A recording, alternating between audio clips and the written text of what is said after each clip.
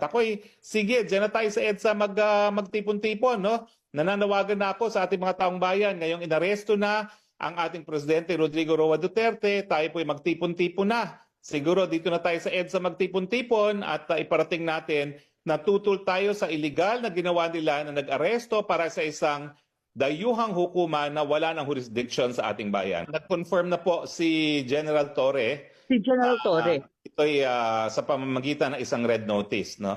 So hindi daw Okay. ito lokal, talagang sa pamamagitan nito ng red notice ng Interpol na dito naman sa ating Facebook, in-explain natin na hindi po yan international warrant of arrest. Talagang desisyon ng hukuman ng mga bansa na makipagtulungan sa Interpol. Pero itong pagtutulungan na ginawa ng PNP, obviously, no, dahil nakipagtulungan ng PNP ay illegal dahil hindi na po tayo miyembro ng ICC at dahil po dito ay wala na pong dahilan para makipagtulungan. At ang ginawa nga po nila unlawful. Unlawful detention na po ang ginawa nila kay Presidente dahil ang pag-aresto sa pamamagitan ng warrant of arrest sa isang nagaling sa isang foreign dayuhang hukuman ay labag sa ating saligang batas.